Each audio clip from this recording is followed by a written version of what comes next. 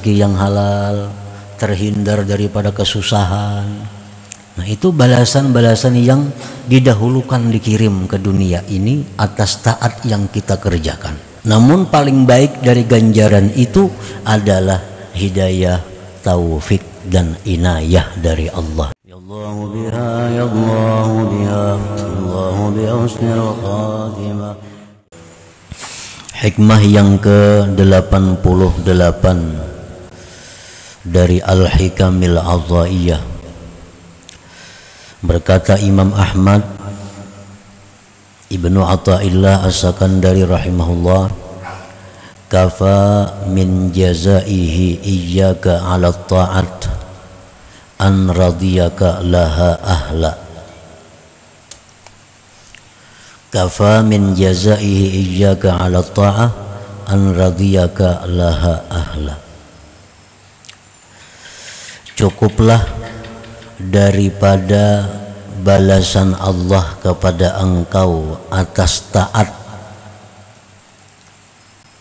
Cukuplah balasan Allah kepada engkau atas taat yang engkau lakukan itu, bahwa Allah meridai bagi engkau ahli bagi taat itu.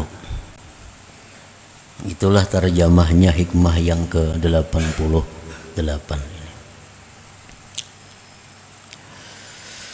Hidayatuhu wa taufiquhu wa i'anatuhu iyyaka 'ala ta'ah kafa jazaan 'ala ta'atik, bal huwa ahsanul jaza.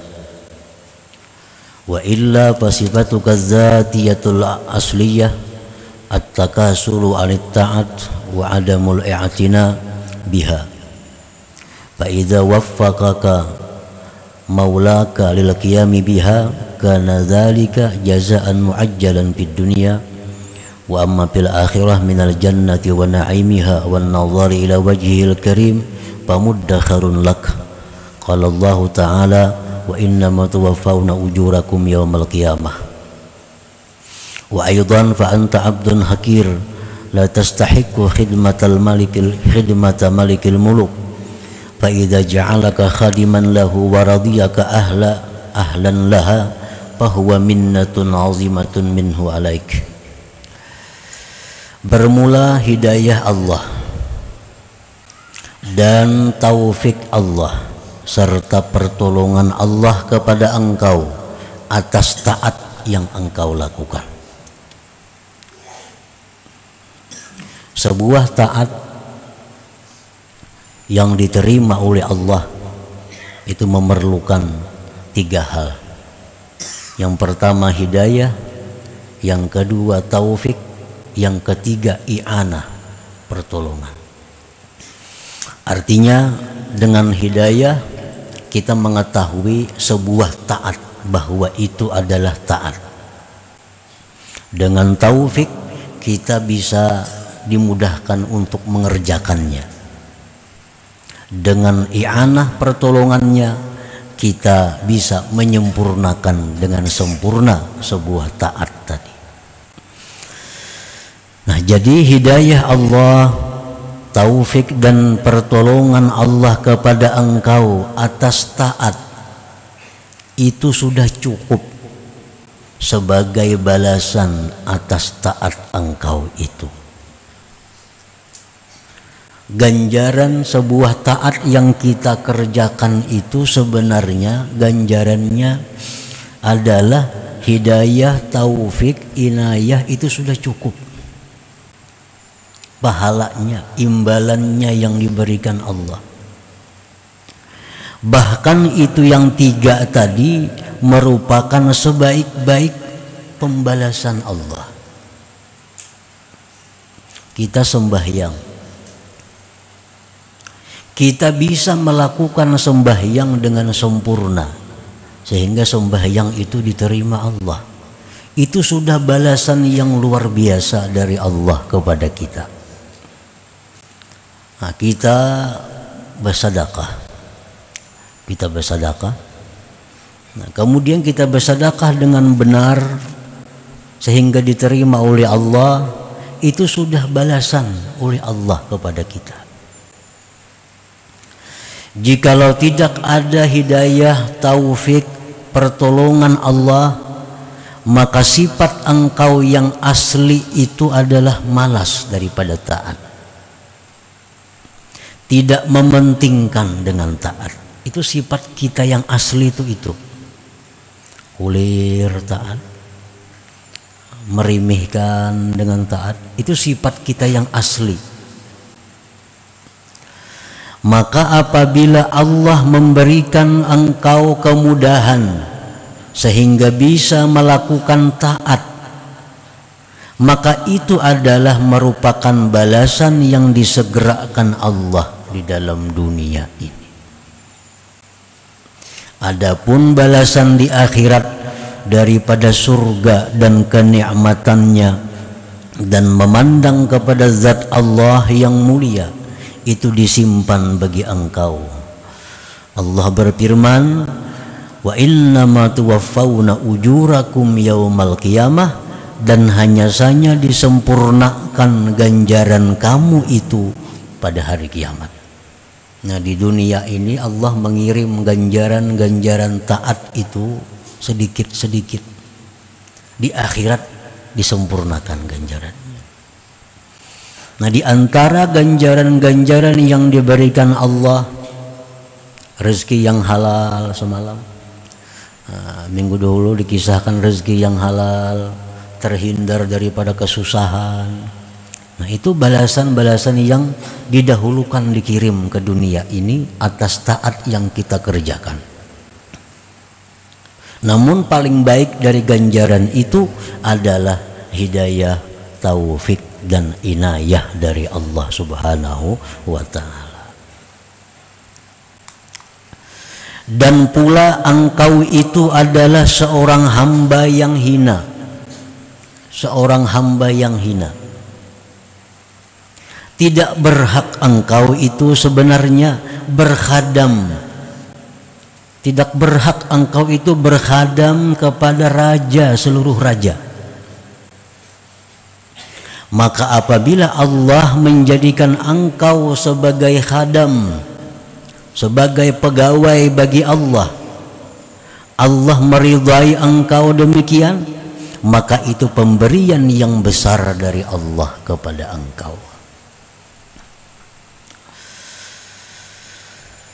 Li'annal malika la yad'u li khidmatihi illa man yurida an yukrimah wa la yudkhilu hadratahu illa man yuridu an yu'azzimahu wa yaj'alahu mahbuban lah.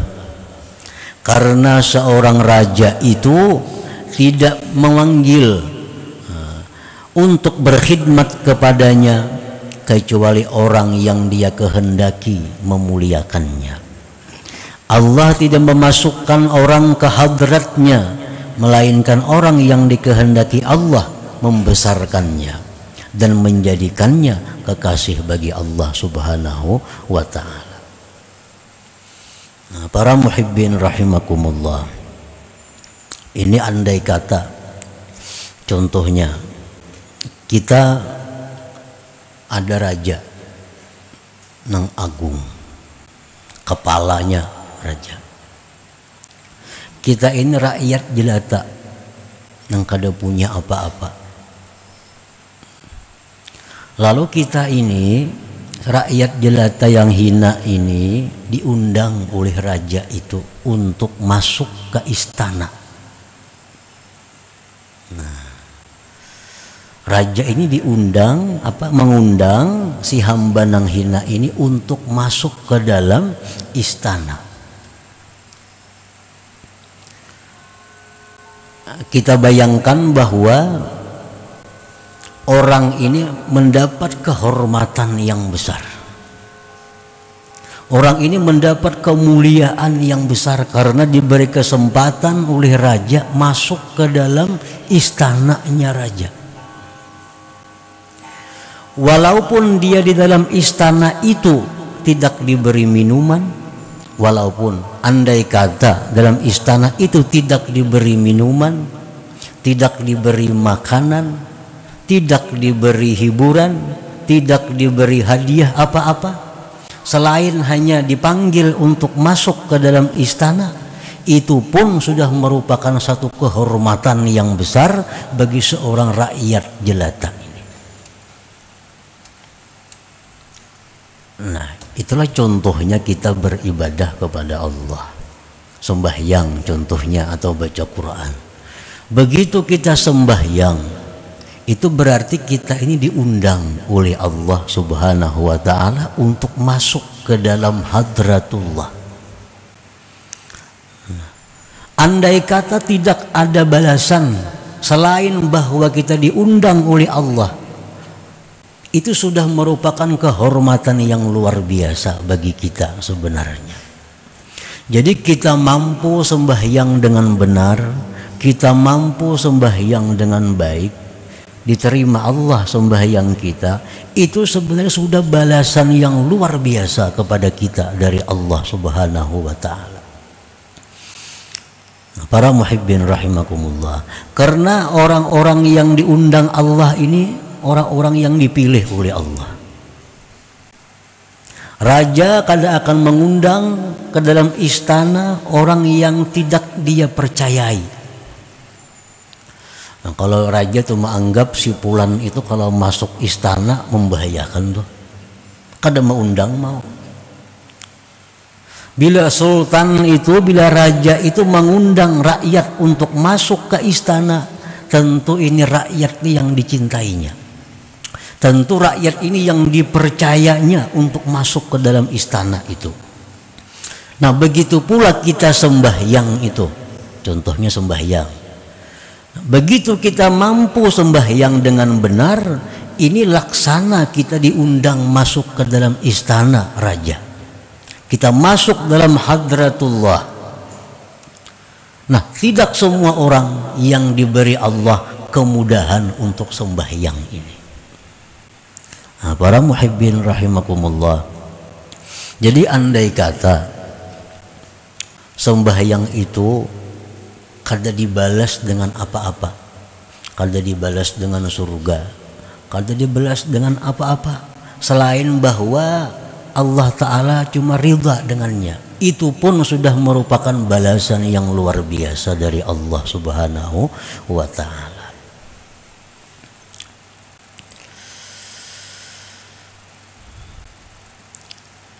Li'annal malik, karena raja itu tidak mengundang untuk berhadam kepadanya kecuali orang yang raja itu menghendaki memuliakan orang itu.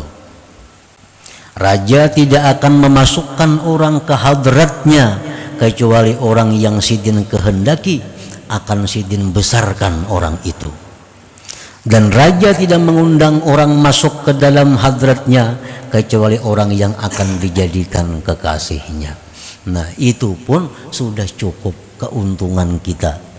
Walaupun andai kata tidak dibalas dengan balasan yang lain selain itu sudah merupakan balasan yang besar yang kita terima dari Allah Subhanahu wa ta'ala.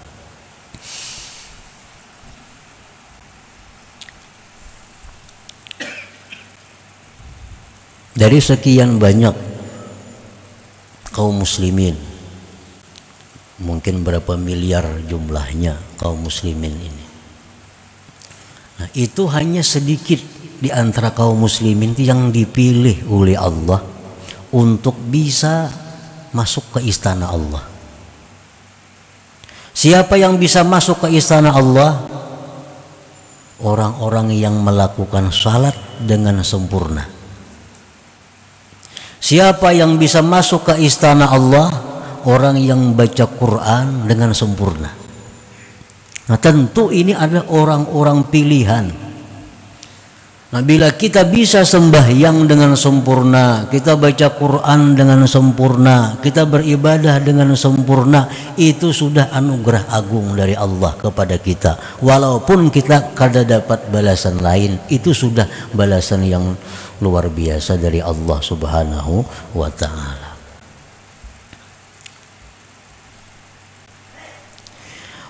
Wat-taufiqu lil ibadati ahsanu min wujudiha li'anna taufiqa minallah ilaika wal ibadatu minka ilaih wa makana minallah ahsan wa azka. Taufik untuk ibadah, kita diberi Allah kemudahan untuk beribadah. Nah, taufik Allah itu lebih baik dari ibadah itu sendiri. Nah, nilainya, harganya. Kita dimudahkan Allah bisa sembahyang. Nah, kemudahan sembahyang itu lebih berharga dari sembahyang itu sendiri. Lebih berharga dari sembahyang itu sendiri. Kita dikuasakan oleh Allah sehingga kita bisa bersedekah. Nah, kita dimudahkan Allah bersedekah itu lebih berharga daripada nilai sedekah itu sendiri. Kenapa sebabnya? Karena taufik itu dari Allah kepada engkau. Taufik itu datangnya dari Allah kepada kita. Sedangkan ibadah itu dari kita kepada Allah. Taufik itu berasal dari zat yang sempurna. Taufik itu berasal daripada zat yang tidak ada celah. Allah Subhanahu wa ta'ala. Allah memberikan taufik kepada kita. Pemberian Allah kepada kita itu lebih berharga daripada pemberian kita kepada Allah, yaitu ibadah yang kita lakukan itu. Nah, mahalnya, mana larangnya taufik lawan ibadahnya itu. Larang taufik itu, karena taufik itu adalah dari Allah, hadiah Allah kepada kita.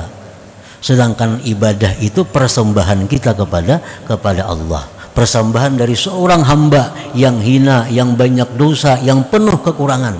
Persembahan kepada Allah.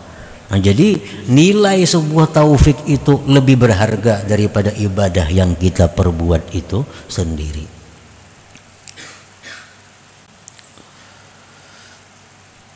Nah, jadi balasan Allah Subhanahu wa ta'ala kepada sebuah taat yang kita lakukan, antara lain disebutkan pada minggu dahulu rizki yang halal, diberikan jalan keluar dari setiap kesulitan, apalagi dimudahkan dalam segala perkara, diampuni dosa-dosa.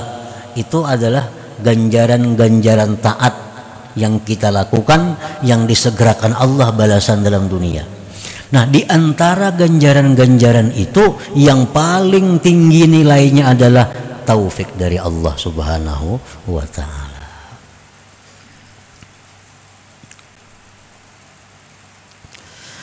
Wa huwa aslu sa'adatika fid dunya wal akhirah.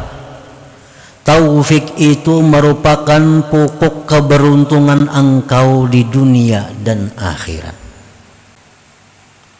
Pokoknya di situ.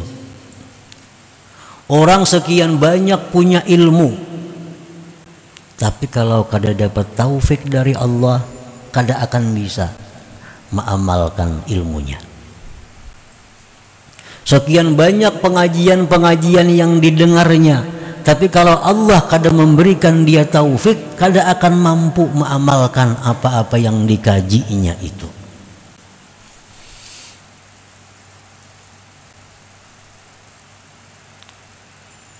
Taufik itu adalah modal, pokok keberuntungan engkau dunia dan akhirat.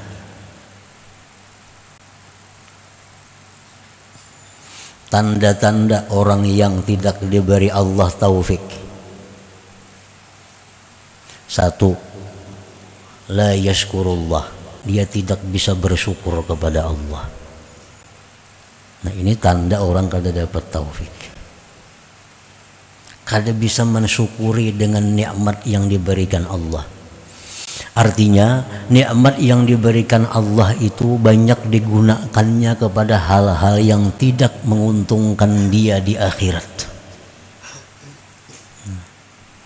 menggunakan nikmat Allah kepada hal-hal yang tidak menguntungkan di akhirat, itu tidak bersyukur kepada Allah atas nikmat itu. Nah, tanda orang kada dapat taufik Allah. Banyak diberi Allah nikmat, tapi nikmat yang banyak itu, nah, lebih banyak digunakannya kepada hal-hal yang membuat dia susah di akhirat. Itu tanda orang kada dapat taufik Allah. Satu. Yang kedua, tanda orang yang kada dapat taufik ini, la yantafi'u bi ilmi. Dia tidak bisa mengambil manfaat dengan ilmu. Kada bisa mengambil manfaat dengan ilmu. Saling banyakkan berisi ilmu, macam-macam ilmu dituntutnya, tapi kada bisa mengambil manfaat dengan ilmu. Nah, ini tanda orang kada dapat taufik. Yang ketiga, tandanya orang kada dapat taufik itu, la yantafi'u bi suhbatil akhyar. Dia tidak bisa mengambil manfaat dengan berkawan dengan orang yang baik-baik. Kawanannya orang baik-baik, kawanannya ada Habib, kawannya ada tuan guru, kawannya ada orang saleh, tapi kalau kawannya tetap ini kada bisa mengambil manfaat. Nah, sambahyang tatap, manu takaba, tak keluar waktu, nyambati orang masih suka. Padahal kawan orang hebat-hebat nih, tapi kada bisa mengambil manfaat dengan kawan ini. Padahal berkawan orang saleh sebenarnya itu membuat rajin beribadah. Sebenarnya itu.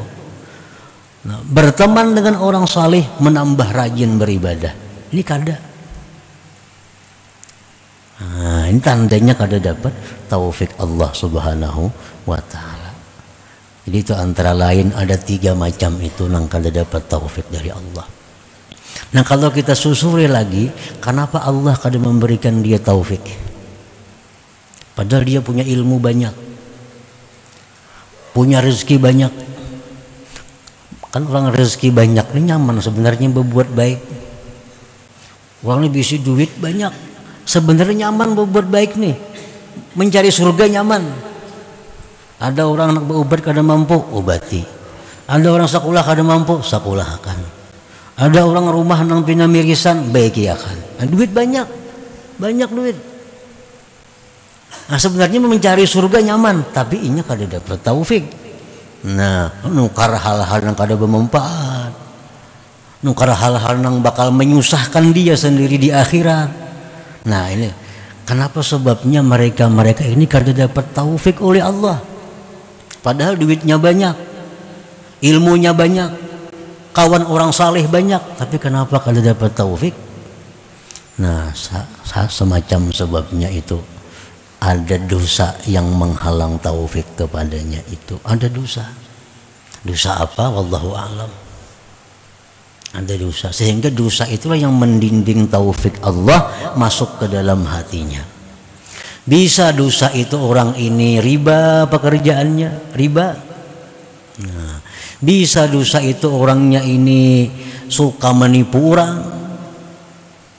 Bisa dosanya orang ini mulutnya menyakiti orang. Nah, pokoknya ada dosa yang mendinding dia daripada taufik Allah Subhanahu wa ta'ala. Maka orang itu bila kada dapat taufik, kada akan dapat keberuntungan dunia dan akhirat. Bahwa aslu sa'adatik fid dunia wal akhirah. Taufik itu merupakan asal keberuntungan engkau dunia dan akhirat. Wala a'zam minas sa'ada fid darain, dan tidak ada yang lebih besar daripada keberuntungan dunia akhirat itu. Nah, para muhibbin rahimakumullah, al-hikmatu tasi'ah was samanun, hikmah yang ke-89. Ini masih berhubungan dengan yang 88. Kafal amilina jazaan ma huwa fatihuhu alaih ala qulubihim fi ta'atih wa ma huwa muriduhu alaihim min wujudi mu'anasatih. Cukuplah akan orang-orang yang beramal ibadah itu balasan, ganjaran, sesuatu yang Allah bukakan atas hati mereka pada taat, dan yang Allah datangkan atas mereka dari adanya kejinakan kepada Allah. Hadza bayanun akhar lima yukrimuhum bihi minal jazail muajjal. Ini keterangan lain bagi sesuatu yang Allah muliakan mereka dengannya daripada balasan yang disegerakan. Wahwa annal amilin li rabbihim yuftahu lahum minal ulum wal ma'arif ma la yuftahu li ghairihim. Orang yang beramal ibadah kepada Tuhan, dibukakan bagi mereka itu ilmu-ilmu dan ma'rifat-ma'rifat yang tidak dibukakan bagi selain mereka. Nah, ini termasuk balasan sebuah taat yang disegerakan Allah dalam dunia ini. Orang yang taat kepada Allah itu diberi Allah mereka itu ilmu-ilmu, ma'rifat-ma'rifat yang tidak diberikan Allah kepada orang yang tidak taat. Umpamanya orangnya sama-sama nuntut ilmu, yang satu ini takwa, yang satu ini kada takwa, tapi sama nuntut ilmu, kitabnya sama, kajiannya sama, ilmu yang didapatnya pasti beda. Nah, orang yang takwa ini dia diberi Allah ilmu-ilmu, ma'rifat-ma'rifat sebagai balasan ketakwaannya yang tidak diberikan Allah kepada orang yang tidak takwa itu. Nah, jadi itu balasan. Nah, kita mengetahui bagaimana ilmunya Imam Al-Junaid Al-Baghdadi, bagaimana ilmunya Ibnu Athaillah As-Sakandari, bagaimana ilmunya Imam Ghazali. Itu ilmu-ilmu yang diberikan Allah kepada mereka, itu ilmu yang luar biasa yang tidak didapat oleh tokoh-tokoh yang lain. Itu menunjukkan bahwa ketakwaan mereka kepada Allah lebih tinggi. Semakin tinggi ketakwaan, makin macam-macam ilmu yang diberikan Allah kepadanya.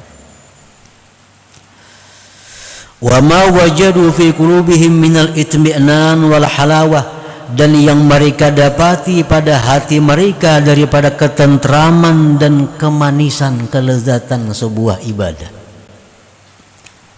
Orang baca Quran timbul hatinya tenang, timbul hatinya nikmat. Nah, ini balasan yang disegerakan Allah kepada orang yang taat itu.